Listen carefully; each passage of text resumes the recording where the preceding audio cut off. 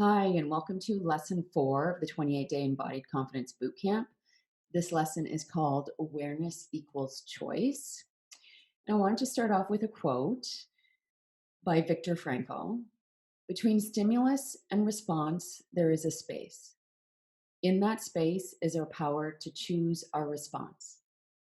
In our response lies our growth and our freedom. So, this is a powerful quote by a very inspiring man who survived the Holocaust, not only physically, but mentally, emotionally. And the reason why I included this quote is because what we are going to be training, and what I'm going to bring awareness to in this lesson, as well as the future exercises and practices to come, is the power of this space, the space between stimulus and response. So we can think of stimulus in the context of confidence as everything that has to do with our embodied doubt. And we can think of response in this context as everything that has to do with our embodied confidence. And so we're trying to find that space between what has been happening automatically and what we will consciously choose to practice. So, some of the ways we've been doing this, just as a recap, we've been cultivating and training interoception, proprioception through centering. We're getting in touch with the sensations, images, feelings, thoughts that live inside, and we're going to keep deepening this work. Eventually, over time, with these practices, we get awareness of the jar around us, which has been unconscious. We get awareness of our biobehavioral blind spots, which have been driving us. And with that awareness comes the ability to step outside the jar and have greater access to a whole colorful world of possibility, potential, expanded perception, and choice. So, awareness truly equals choice, right? Without the awareness, when we're stuck in the jar, we can't even see the possibilities and potentials that are out there for us. Awareness equals choice. So, how are we going to train that awareness? So, I've talked about confidence practices, about somatic awareness, as well as somatic embodiment practices.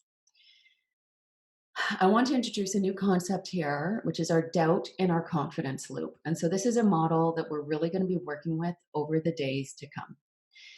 So, this is how this works. We start off, here we are on the left here. There you are, you're living your life, you're going about your day.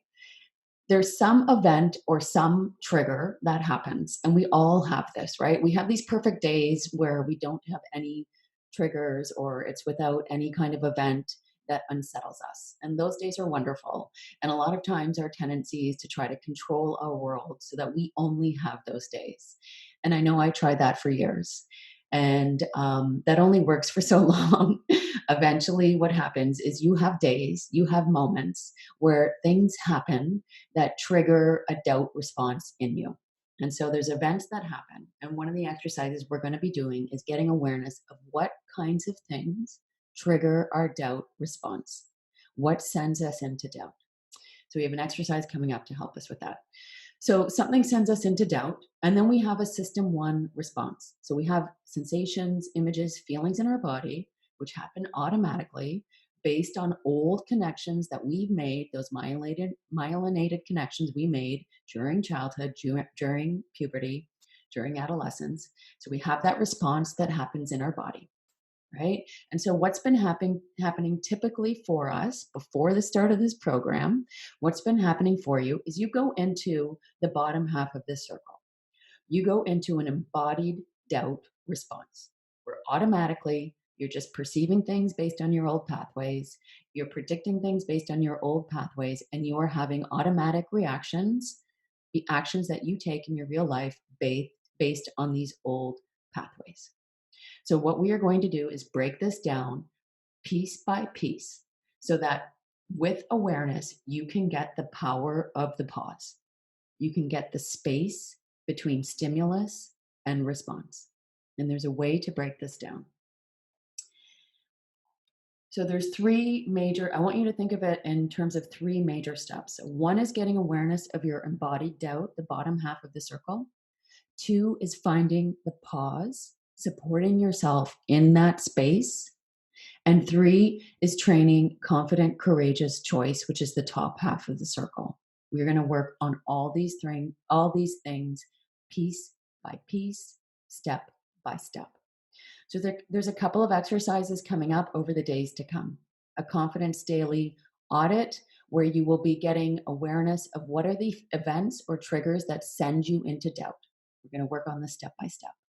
Then we're going to work on the system one response. We're going to work on getting aware of the sensations, feelings, thoughts, emotions that happen in your body when you are in your doubt response. We're going to break it down step by step. I promise you, there are worksheets to help you along the way. Then we're going to notice our behaviors. So, what happens when you're having that doubt response? What do you do? What are the automatic unconscious things that you do? That's called the doubt habit checklist. There's a checklist for this. I've really broken it down for you.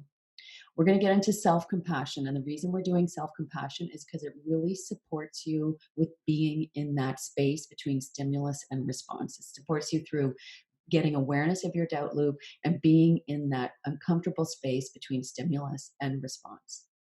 And then finally, we have a worksheet coming up called the Doubt Conditioning Worksheet, which is another worksheet that uses the power of self compassion so you can really gain awareness of yourself. This is a cognitive awareness of yourself, of why you have this doubt response, of why it's there, of what it takes care of.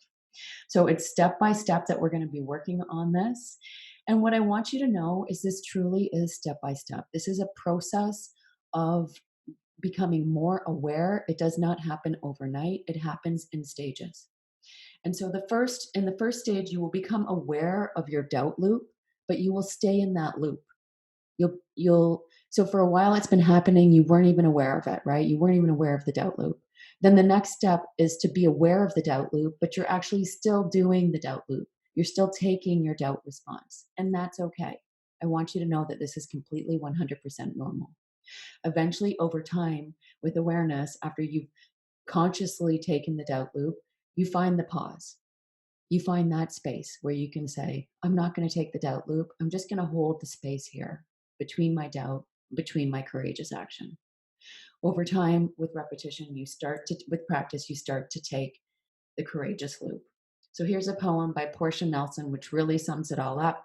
I'll read this as a summary to today's lesson. I walk down the street. There is a deep hole in the sidewalk. I fall in. I am lost. I am helpless.